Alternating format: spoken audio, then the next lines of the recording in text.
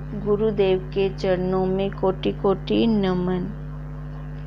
श्री विचार सागर दर्पण की चौथी तरंग में चल रहा था कि शंकावादी ने ये शंका की थी कि गुरुदेव आप कहते हो कि जो जीव का स्वरूप है वह ब्रह्म का प्रतिबिंब है, पर ब्रह्म तो निराकार है, निर्गुण है, उसका तो कोई आकार ही नहीं है, तो उसका प्रतिबिंब कैसे पड़ेगा?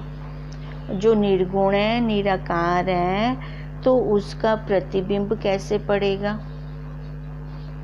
मटके के उदाहरण में भी आपने आकाश का ऐसे बोला कि तीन को मिलाकर ये जीव बना है, और उदाहरण मटके का लिया था हमने। अब एक वो मटका घट, अब जल रुकेगा कैसे? अगर घट होगा तभी तो वो जल रुकेगा। मटके के अंदर ही हम जल को रोक सकते हैं ना। और जल में पड़ा आकाश का प्रतिबिंब, तो उसको शंकावादी को ये शंका हो रही है, आकाश भी गुरुदेव निराकार है, निर्गुण है, तो उसका प्रतिबिंब भी कैसे पड़ा? और उसका मिलान आपने इस शरीर रूपी घट से किया। अब ये शरीर लिया घट की जगह पर, और जल इसके अंदर कैसे रुका? वो चित्त रूपी जल, क्योंकि वो जल तत्व का बना हुआ है। अब कहते हो आप उस ब्रह्म का, उस कुटस्थ का, साक्षी का, प्रकाशक का प्रतिबिंब पड़ा उस जल पे, उस बिंब का प्रतिबिंब पड़ा इस चित्त रूपी जल पे। इन तीन को मिलाकर आपने बोला ये जीव है। अब उसको ये शंका हो रही है भी, गुरुदेव अगर हम दर्पण के आगे खड़े होते हैं तभी तो वो हमें अपना प्रतिबिंब दिखाता है। हम आकार वाले खड़े होते हैं तभी वो आकार वाला प्रतिबिंब दिखा देता है। अब जो ये बिंब कह रहे हैं आप ब्रह्म का या आकाश का, तो ये तो आकार है ही नहीं, तो इसका प्रतिबिंब कैसे पड़ा? इसकी परछाई कैसे आ गई? अब उसको ये शंका हो रही है। तो गुरुदेव ने बताया था कि जो जैसा होता है उसका प्रतिबिंब भी वैसा ही होता है। ये हमने उस दिन किया था। अब गुरुदेव कह रहे थे कि जो जैसा होता है उसका प्रतिबिंब भी वैसा होता है। अब आकाश का क्या गुण बताया था गुरुदेव ने कि ये शून्य है, शून्य है आकाश। और इसका दूसरा गुण क्या है? शब्द। एक शून्य है, एक शब्द है। अब जो जैसा है वैसा ही उसका प्रतिबिंब है। अब शून्य भी आकार रहित, शब्द भी आकार रहित, तो फिर समझ में आए तो उसका प्रतिबिंब भी कैसा होगा? वैसा ही होगा, आकार से रहित होगा, शून्य होगा।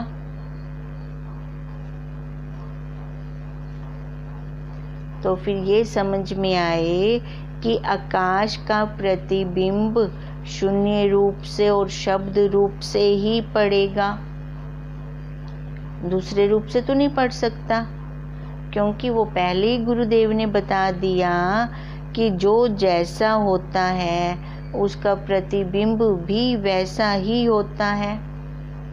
और इधर जीव में, अब जीव के अंदर कैसे पड़ेगा इसका प्रतिबिंब? क्योंकि वो कह रहा था कि वो तो ब्रह्म है, निराकार है, निर्गुण है, तो उसका प्रतिबिंब कैसे पड़ा? अब देखें, जो ब्रह्म है उसको वो अद्वैत है, सच्चित आनंद रूप है, उसका स्वरूप तो वही है, अद्वैत है, सच्चित आनंद रूप है।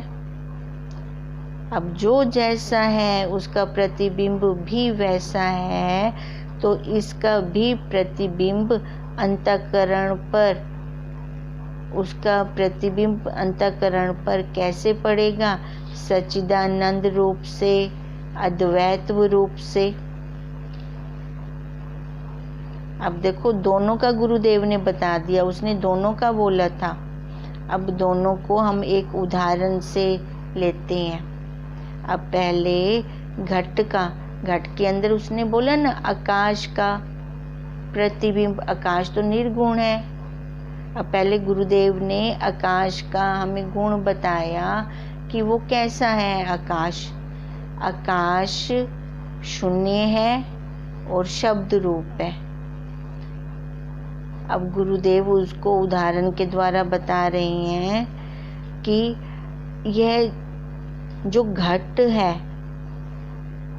अब वो कह रहा है घट के अंदर निरूप आकाश का प्रतिबिंब कैसे है। अब देखो घट के अंदर कैसे है। घट मतलब वो खाली जगह, मटके के अंदर खाली है सारा। अब उसके अंदर कैसे पड़ेगा?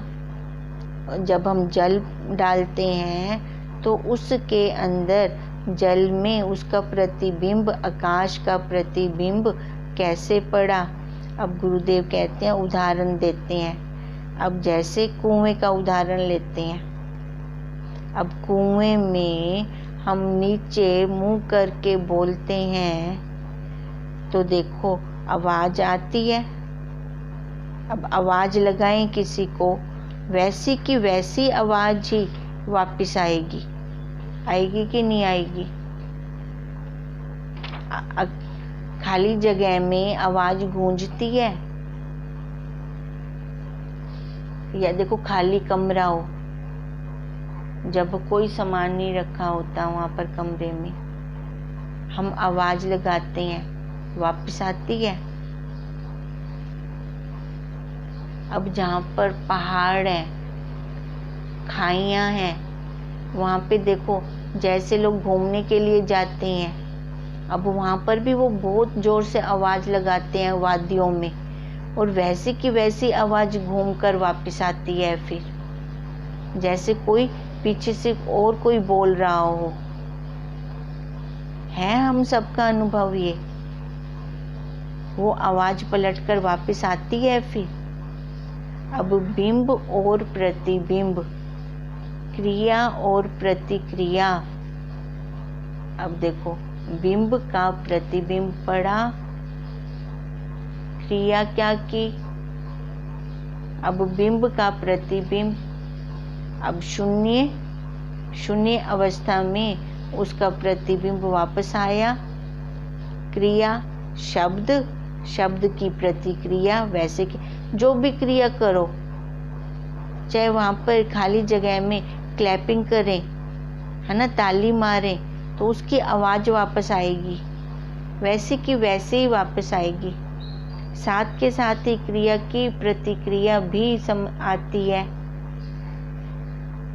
बिंब का प्रतिबिंब, क्रिया की प्रतिक्रिया। ये बात आ गई समझ में हमें। अब जैसे आकाश का गुण क्या था? शून्य और शब्द। अब जो जैसा है उसका प्रतिबिंब भी वैसा है। अब आकाश का प्रतिबिंब भी वैसा का वैसा। हमने आवाज़ लगाई शून्य में, और पीछे से वही की वही आवाज़ हमारे पास आई। शून्य में आवाज़ लगाई, उसकी वैसी की वैसी प्रतिक्रिया हुई। अब ये हो गया प्रतिबिंब। जैसे हम शीशे के सामने खड़े हों तो शीशे ने वही का वही प्रतिबिंब पलटकर हमें दिखा दिया। जो पलटकर दिखा देता है उसको प्रतिबिंब कहते हैं। अब ऐसे ही कुएं में जब आवाज़ लगाई तो वह आवाज़ शून्य में वापस लौटकर हमारे पास वैसी की वैसी ही आ गई, मानो कि कोई दूसरा खड़ा वैसा का वैसा बोल रहा है, हमें चिढ़ा रहा है। तो इसी प्रकार प्रतिबिंब पड़ता है, मानो हमने पहले शब्द बोला, फिर शब्द वापिस। अब ये क्या है? क्रिया की प्रतिक्रिया हो गई।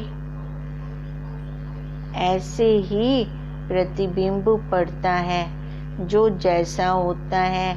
अब शब्द आकाश कैसा? निराकार, शून्य। अब वैसा ही उसका प्रतिबिंब भी वैसा ही, उससे बदल के तो नहीं आएगा। अब आकार वाला दर्पण के आगे खड़ता है तो आकार वाला दिखा देता है। अब वो खाली शब्द करता है खाली कुएं में, तो शब्द को ले आता है वापिस।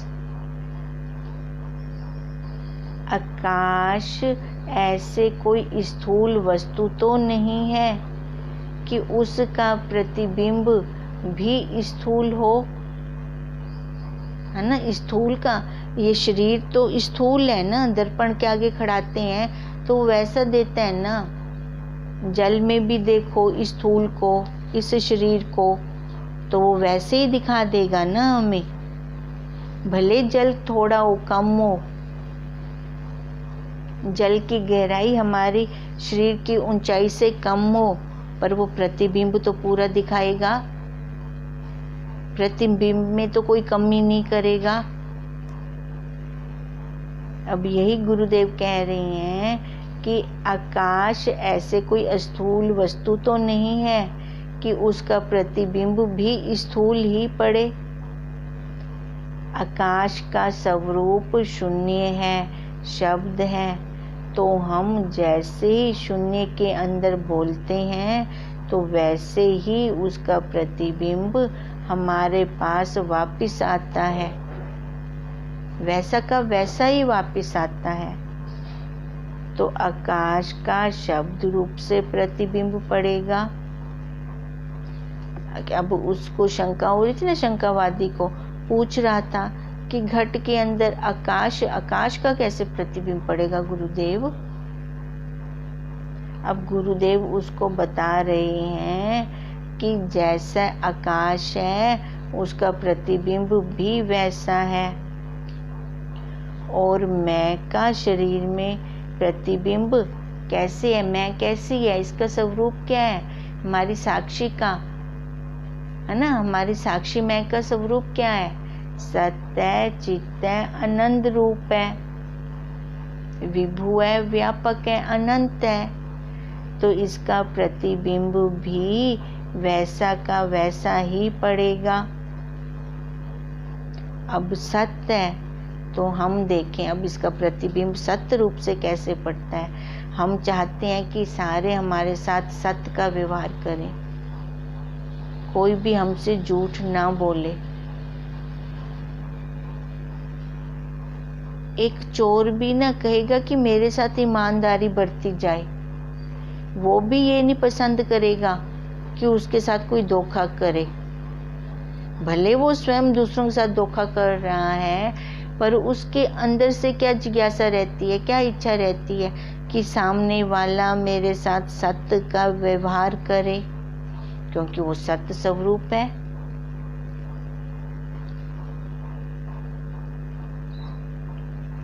अब उसका देखो प्रतिबिंब अंतःकरण में फिर कैसे पड़ता है? सत्य रूप से पड़ता है। हम देखें कि अज्ञानी कभी भी मरना नहीं चाहता। सत्य जैसे त्रिकाला बाधित होता है ना, कभी खत्म नहीं होता। अब अज्ञानी कभी भी मरना नहीं चाहता, वह वैसे के वैसे ही बना रहना चाहता है, वैसे रहना चाहता है। पर उसको अपना स्वरूप ही नहीं पता। शरीर का क्या स्वरूप है, इस जड़ का क्या स्वरूप है, असत्य है, जड़ है, दुख रूप है। अब वो शरीर से सत्य बना रहना चाहता है। शरीर से सत्य बन सकता है? नहीं। और जो सत्य है वो तो कभी मरती ही नहीं, उसको वैसे वहां पे दृष्टि ही नहीं जाती। अब उसके अंदर ऐसी फीलिंग क्यों आती है? क्योंकि वो खुद सत्य स्वरूप है।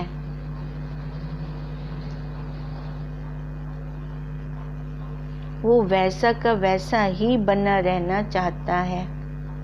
अब देखो आगे है चित्त। चित्त मतलब ज्ञान। वह हर वस्तु का ज्ञान लेना चाहता है।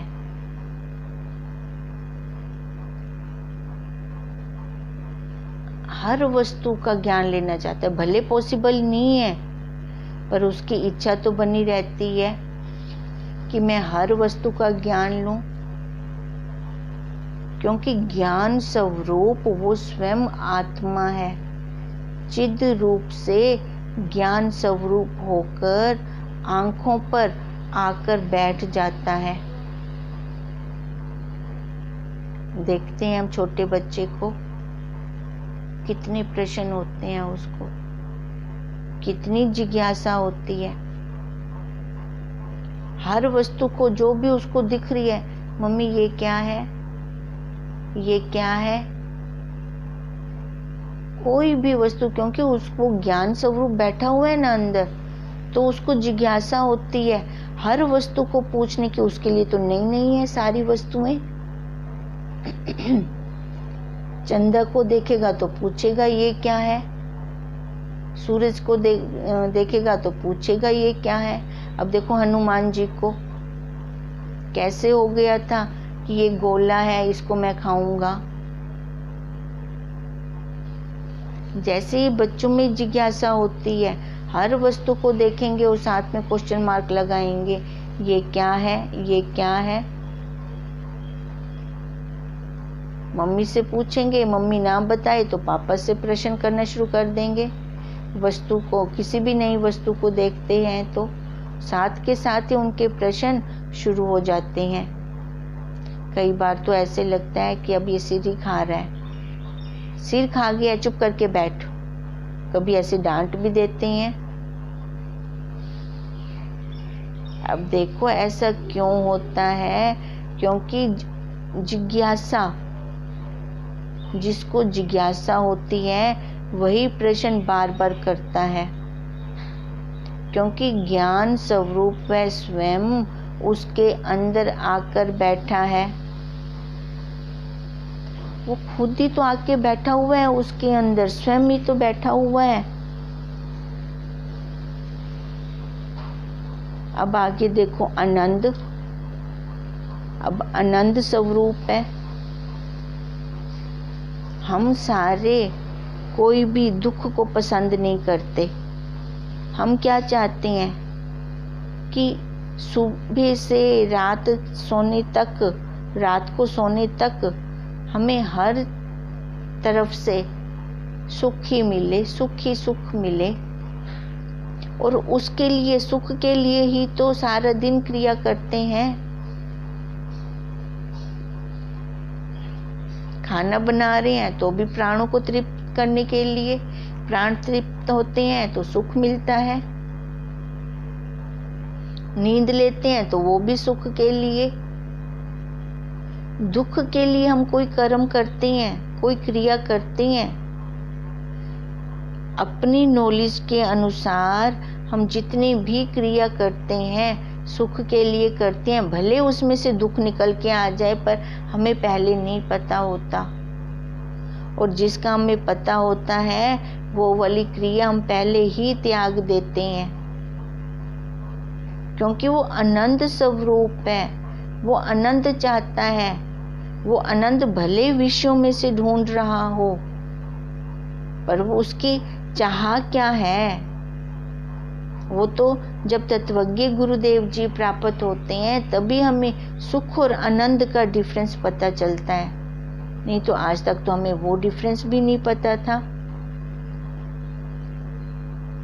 अब देखो आगे, वो अनंत है, वह कभी भी एक वस्तु से खुश नहीं होता।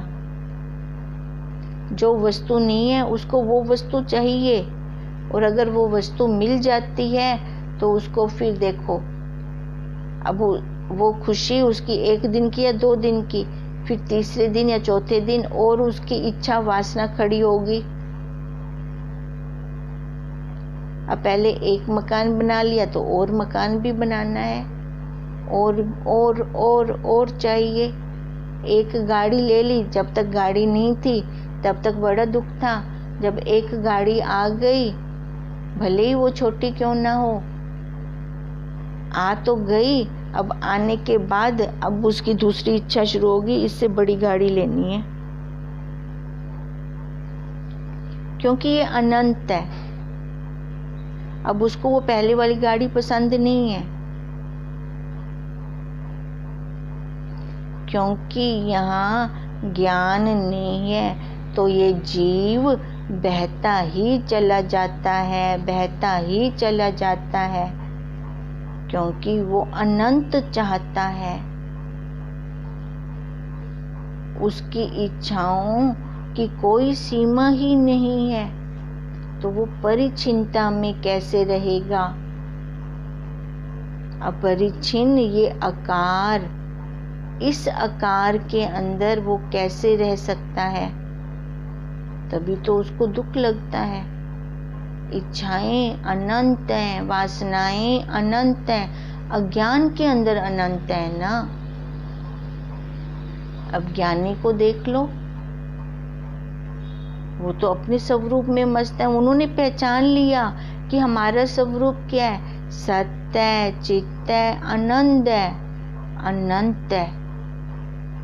वो अपने स्वरूप में मस्त रहते हैं ज्ञानी लोग, और अज्ञानी रहना तो उसी में मस्त चाहते हैं, पर उनकी क्रिया गलत होती है। उनकी क्रिया शरीर से वो सुखी होने वाली मांग होती है। अब शरीर का स्वरूप तो असत्य है, जड़ है, दुख रूप है। पता नहीं है ना, पता ना होने के कारण चाह तो वही की है जैसे ज्ञानी की है, अज्ञानी की भी चाह वही है, पर स्वरूप का पता ना होने के कारण वो दुखी हो रहे हैं। परिचिन्नता के अंदर वो कभी प्रसन्न तो हो ही नहीं सकते। तो गुरुदेव जी बता रहे हैं कि ध्यान से देखें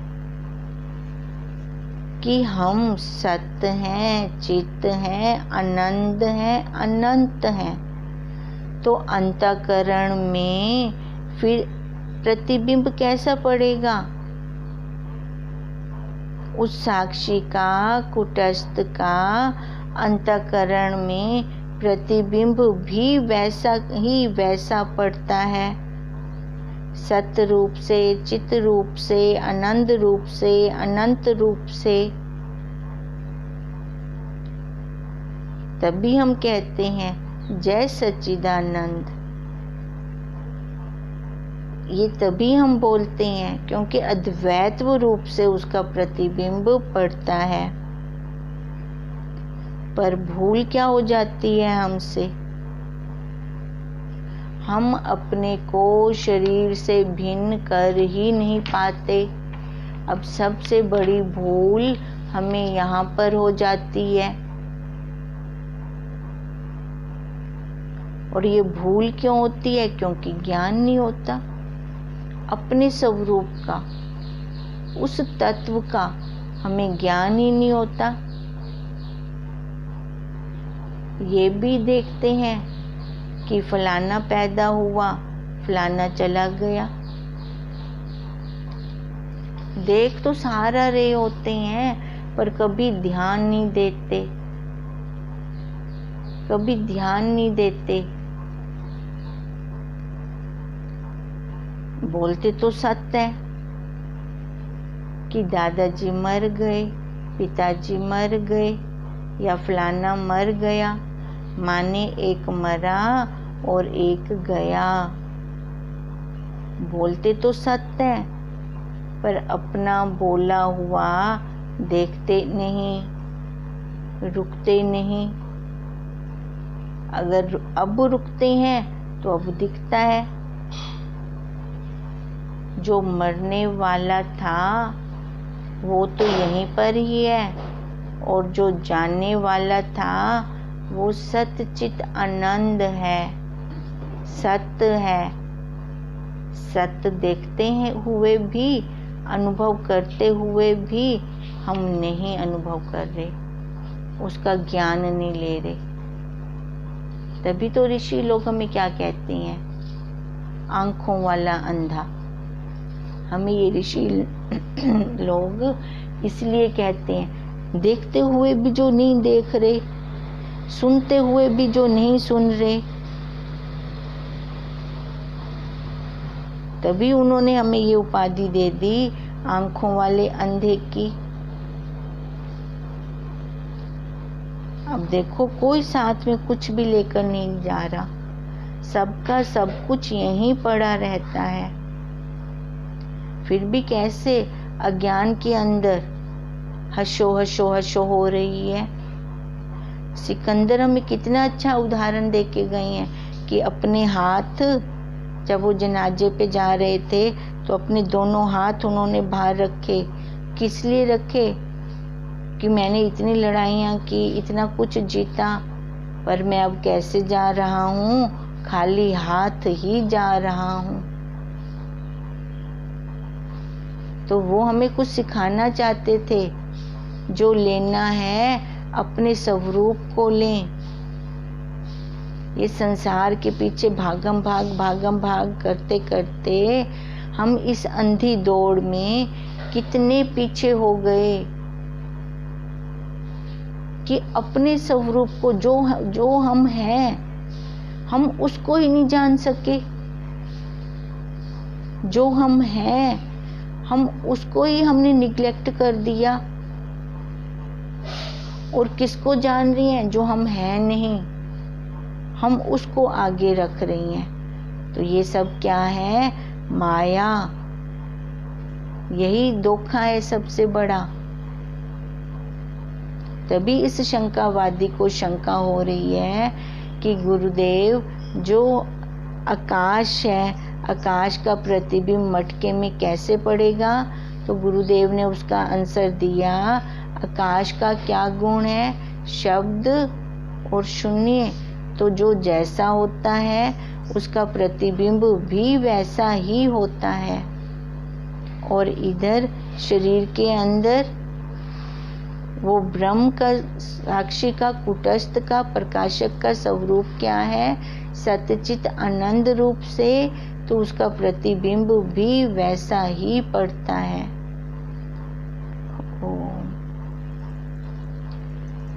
इसको गहराई से लेंगे और अपने अनुभव में लेके आएंगे। जब तक विज्ञान नहीं बनता हमारा, तब तक हम इस संसार से छूट नहीं सकते। ओम तम नमामि हरिं परम, ओम तम नमामि हरिं परम, ओम तम नमामि हरिं परम। ब्रह्म स्वरूप गुरुदेव के चरणों में कोटि कोटि नमन।